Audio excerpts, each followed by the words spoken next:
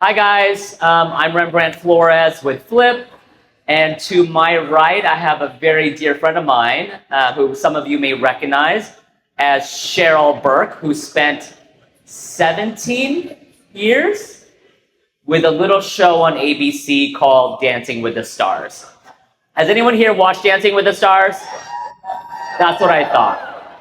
So Cheryl Burke, 17 years, 26 seasons. That's pretty much your whole life on this show. What was it like being on the show, and what is it like now not being on the show? Is your life calmed down because of it? Wow. Well, yes. First of all, thanks for having me. You're welcome. Yeah, I spent all of my 20s. I'm 41 now, so I started the show when I was 21, or 20, technically. 26 seasons, lots of different celebrities I've danced with, and that consumed my whole life. I started first, though, as a competitive ballroom dancer at 11 years old, and my goal was never to be on television. It just happened to be that Dancing with the Stars. It wasn't your intention to be on TV. No. Right. No, definitely You didn't not. go like, I want to be a TV star, dancing. No.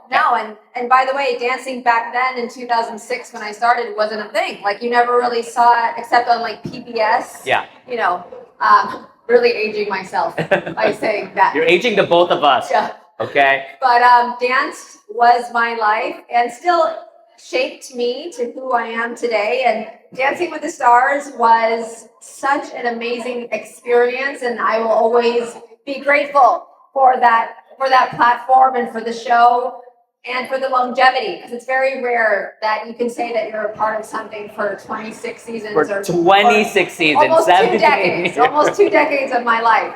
So I definitely credit the show, but it was time. Like I have to say, when transition comes knocking on your door, or when it's time to evolve, it isn't a nice knock, it's a loud knock. And there was no hiding from it, and I definitely took a leap, and it was really scary. And to say that, life is so great now, I'm still going through it. You're live in front of all of us, literally transitioning, right? We all are, whether you like it or not. We all evolve. Yes. So you can fight it, or you can just face it. So you wake up one day, you're no longer with Dancing with the Stars, and how do you decide to say, like, what do I do next?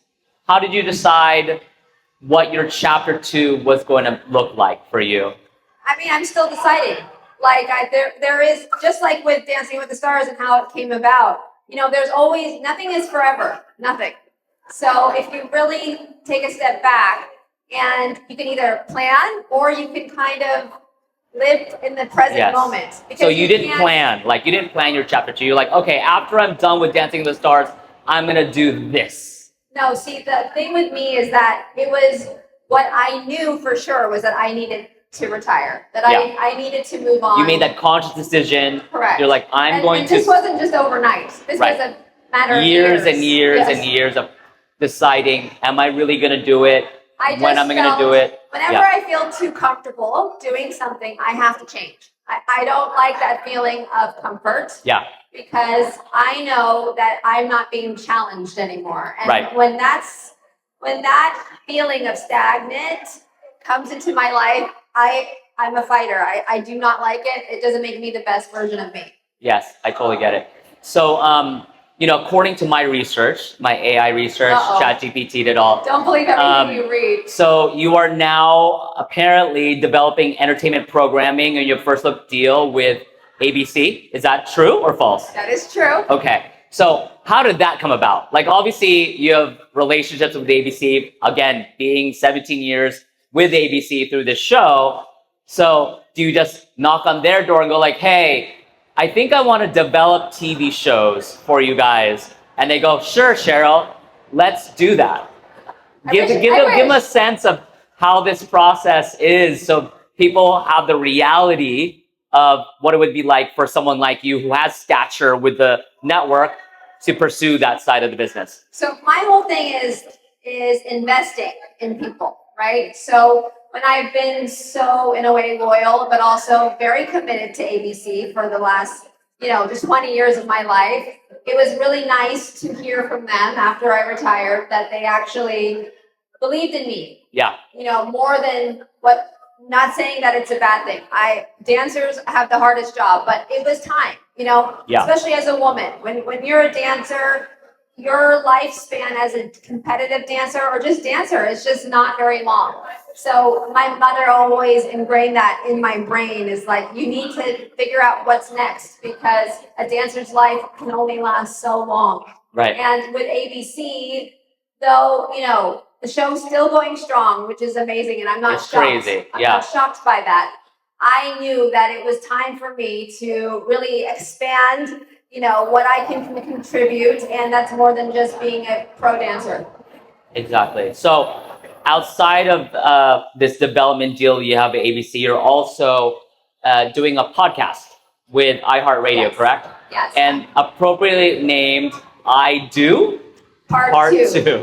Okay. Why did you come up with the name I Do Part 2? And tell us about this podcast and how it became to be and why you decided to go into podcast, because it's not your first podcast, right? So explain to us how that happened. Okay, so iHeartMedia, I feel like I was, in a way, on Dancing with the Stars, edited as this girl next door. Yes. You're playing a character, if you will. No. I believe I'm like an onion. There's so many layers. Layers. There's layers and layers. Like anybody, But I am not that woman, Yes. And I am a little bit of me, maybe. Right. But, also the show is called Dancing with the Stars. So we're Correct. dancing with the stars. Exactly, So it's not necessarily about the dancers. However, there was a lot more that I feel like I can contribute with this amazing platform by using my voice. Yes. And this is why I wanted to get into podcasting. So this is how iHeartMedia and I teamed up. I've done about 4 podcasts now with them. So this is number 4. Yeah. What were the topics, or what was the premise of 1 and 2 and 3? So the first one was with AJ McLean from the Backstreet Boys. Okay. And he was my partner at the time. Okay. Remember when we danced together? When you danced together, correct. So we started a podcast about sobriety. I'm about to be 7 years sober. AJ as well. Yes. And his sponsor, Renee. Got it. So it was the 3 of us. Okay. That was kind of short-lived because they all had their lives after we lost on Dancing with the you were Stars. like, did you guys This didn't was win? during Got the it. pandemic. Okay. Yeah. Then I got a divorce. My ex and I divorced. Okay. So iHeart came to me and they said, what if we do a dating podcast? And I'm like, that sounds horrible. You're like, not for me, and I'm but like, okay. I don't know, that just sounds so bad. And they're like, well, let's just try it. It's going to be called Burke in the Game. My last name is Burke. Burke. In the Game. Got it. I was not in the game. So that You were didn't never work in out. the game. No. You're like, this is not me. Still not in the game. And that's a conscious choice. Then there was Sex, Lies, and Spray Tans. I remember this one. Sex, Lies, and Spray Tan. Yes. Okay. Having the title itself, how can you forget? You can't forget it. So it was all about behind the scenes of Dancing with the Stars. It didn't necessarily, it did really well. But the thing is, for me, it just turned into kind of like this, I don't know. It was interesting. I don't like to ruffle any feathers too much, especially when it comes to my colleagues. Yeah. I am not one, I know how hard everyone works, and it's kind of impossible when you're having celebrities come on this podcast and they're just like dishing it all out. Yeah. And they're like really not holding back because this is not edited, right? So this is not a Disney-friendly podcast. Right. This is an iHeartMedia podcast. Exactly. Anything goes. Nothing gets edited. Out, that is. So wow. That was a little bit Once you say different. it, you say it. It's there. It's out in the Forever. ether. Yeah. Forever and ever. And then, no take backs. And I then got there's I Do Part 2 with Jana Kramer. There's like a bunch of us who have really gone through it as far as whether this is our second chance with love in our careers or just at life. And I'm just one of many hosts, so I'm not as committed to this one as I was with Sex, Lies, and Spray Tans. Right. So now, Cheryl Burke, you are a full-time content creator, right? Yeah. And you focus on beauty. So let's talk about this journey. Have you always been in beauty? Have you always liked beauty? Have you always liked doing get ready with me's? And that's why you're like, you know what? I'm going to give this a go. Or was it sort of like you learned to fall in love with beauty because you're on a show you're always getting done up? Like, explain that. So I'm just learning to fall in love with social media, right? Because I'm from the era where I had a pager. Like, this was not. We had pagers. So we had pager lingo. Like, what was I love you? I had an antenna on my cell phone. Like I didn't have that. I didn't have that. Literal antenna. Like the one. But I had the flip phone. And I had a BlackBerry. First of all, that was blue. You definitely had that. No, I didn't have an antenna. Are you older than me? No. Oh, I'm older than you? Yes. Oh, wow. You're my aunt. You're so good. You're my aunt. Okay. So there was that. So when social media was a thing. So when I started Dancing with the Stars, there was no social media. No, but there was those mean message boards that my mother would just so love to forward me after these rude comments. I'm like, oh, I don't want to see this. But those were pretty bad. Yeah. Now there's it's different. It's a different type of bad. Sometimes the bullying is still there, but yes. Social media was something I had to learn to love because this is how, we're all evolving. You can either hate it and complain about it, yes. or you can change with what is happening in real time. Embrace it and and so use this it for is what my addict brain, I either go all in or I'm all out. So when I dive into something and that has everything to do with still being creative, yes, and helping other women or helping other people. So this is what I've been trying to do when it comes to beauty. Because at the end of the day, I get ready every day, right? Or maybe almost every day, unless I choose to not get ready and stay in bed and I don't have to work. But I was like, okay, so why don't we make this a thing and then talk about mental health? And because I feel like very transparent with my life. And I've written a book about my whole life and writing a second book as we speak. But at the end of the day, I do believe that people really can relate to the everyday problems that I might have when it comes to divorce, when it comes to just change, evolving in general, and just everyday issues. And I feel like that has really brought in a new and different audience than I've had before. I mean, some people don't even recognize me from Dancing with the Stars. Maybe they don't even know you that you were on that show. They're like, oh, you're that TikTok girl. I'm like, wow. You're a TikToker. So yeah, it's crazy. Cheryl Burke, the TikToker. Have any of you guys seen Cheryl Burke's TikToks? They're really, really funny. Are they? I think so. As long as and you're I learned so much. As long as you're entertained.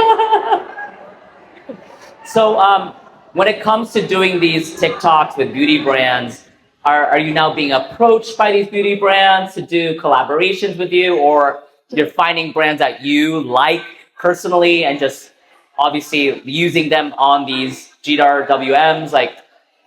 So I don't just do Get Ready With Me. Okay. But I'm still really wanting to focus on women over 40 and the beauty industry. Because I don't believe that just from really doing a lot of research, as I do when I do anything, there isn't a lot of information out there when it comes to women over 40 and how our skin changes. Right. My skin has changed. It's night and day. I can no longer use a one makeup wipe wonder and be like, okay, I'm going to bed. Do you think is your skin better now because you're not putting on so much makeup like you were on the show, or? No, actually, it's weird. When I was an active alcoholic, I would be my skin was clear. When I would never wash my face, my skin was clear. So are you telling us because of the alcohol, your skin was better? I'm not saying that. Okay. I'm just saying I want to clear that up. Now that I'm older, wiser, and I think it's better really choices with your life choices. Yes, and that we're all transparent when it comes to what exactly has changed. Like, I can't wear certain makeup products that I used to wear. And why? I didn't realize I had dry skin. I didn't realize that, I'm starting to get fine lines. Like, what can I do? Oh, there's certain things that no one talks about. And along with perimenopause, there's so much stuff that we need to talk about, I think, as women. That is not talked about enough. Period. So, but why beauty? Why not fitness? Why not cooking? What made you choose beauty over all these other content that you could potentially do. You don't want to do dancing, so you're like, I don't want to do dancing. I want to do. It's not that I don't want to. It's just that I wanted to challenge myself, right? And I feel like dancing was my first chapter, and now we're heading into the second chapter. And I really believe that, first of all, I've started in the beauty industry since I was 13, putting on all this makeup, dance competitions, eyelashes, full on makeup, and I've learned so much from my experience doing it from a teenager up until I started Dancing with the Stars at 20. And then we were so blessed by being given all these amazing makeup artists who also, HD makeup, like contour and snatch and from the body glam. And I learned a lot from them. And now I'm trying to strip it all back because I believe less is more, right? But I never knew that. Right. Like when I was fresh off the dance floor to Dancing with the Stars, I was like, more glitter, more eyelashes, more everything. And I was like, I want more. When I look at pictures back then, it was a lot. You look different back then. I remember. I'm sure a lot of people can agree with you. Yes. Lots of color, very. That's not really my skin color, right? Very that tan. Was This is my skin color. Yeah. That's my skin color. It wasn't that golden brown look that you have. No, people are like, fresh from what Brazil. Happened? Your skin color. And I was like, no. You're like, no, this is my natural skin color. So, do you have a preference on the platform for social media? Is TikTok over IG Reels or vice versa? What's your preference? I actually prefer YouTube long form content because I believe, first of all, tell us why. It's, I can't really do a tutorial on how to put lashes on in a minute. I don't care what anyone says. On TikTok, it's all about like the hook, and it's all about like, let me show you 60 seconds and under how to put your lashes on. Like, that's just not realistic. Right. And with YouTube, you can really go into depth. Like, I just go based off what I prefer to watch. So I prefer when I'm learning something, or when I want to learn how to do a smoky eye, let's say, I would like someone to stop gatekeeping, one, that's just my pet peeve, and two, to really go step by step so that we can learn. I mean, this is an educational platform. Yes, Cheryl Burke. Or what I'm looking for is, like, you know what I mean? I'm not here to just, like, quickly get through something. Beauty takes time. It does take a lot of time. So for all the people out there wondering, and maybe some of you people want to become social content creators yourselves, tell them some tips, some tricks. Like, you started from nothing. I'm figuring it out. You started from nothing. I know, exactly. You started from nothing, and now you're here. So give them some advice on if they want to start their content creator journey. Authenticity is more powerful than anything else. Authenticity, transparency, regardless of the hate. Right? Like, and to really remember why you're creating whatever type of content you're creating. If there's no passion behind it, it's so obvious to the viewer. Also, gatekeeping is a big problem. It's a problem. It's a problem? It's a big problem. Explain that problem.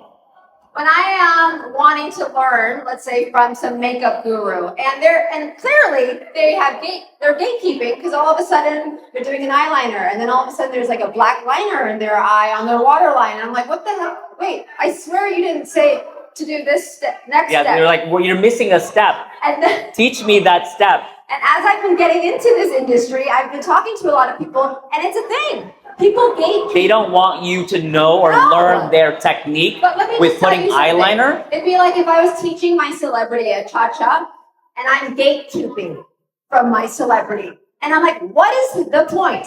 Like, it's not about teaching the cha-cha, it's about you have your own technique. I don't have your hands. Yes. I'm not going to put the eyeline. Like, don't worry. Like, no, I'm not going to take your job either. Like, but we're not trying to. There's no point of putting content out. Right. Especially educational content if you're gatekeeping. Right, got it. I know we're almost out of time, but I do want to say something very, very special. So July 23rd. Wednesday. Which is Wednesday, you guys, is a special day for Cheryl Burke. You'll be celebrating your 7th year of sobriety. Can we all give her a round of applause? 7 years. that Cheryl Burke has been sober. What does this momentum occasion mean to you? 7 years of giving up alcohol and all that stuff that used to rule your life. I used to numb with, that I thought was something that was sustainable. Wow. Well, first of all, thank you. Of course, I'm your little brother. I remember these things. And second of all, I think this is more like my fourth chapter in life, because I have been obviously blessed with starting a new life from sobriety. It still is one day at a time for me. I've been tested quite a lot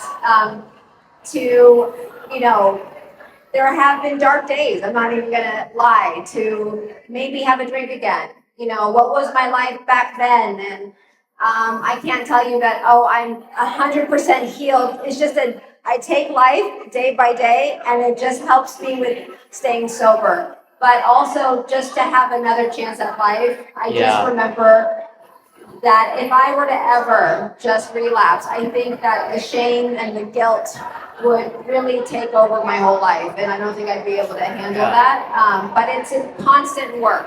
Like I'm not every day. I'm not healed. Every day you're working. There's no I'm done. I'm sober. No, it's every day. It's daily. And now, when 7 years hits this Wednesday, are you gonna celebrate? I'm gonna have a drink. Okay. Yes, as I was gonna ask. Can we have a shot of non-alcoholic beer or whatever they have? I don't drink that either. You don't do any non-alc either? No, I don't. See, for me, it was never about the taste. It was about the numbing. You wanted it because you... Yeah. Exactly. So how are you going to celebrate this Wednesday? I'm going to shoot content, most likely.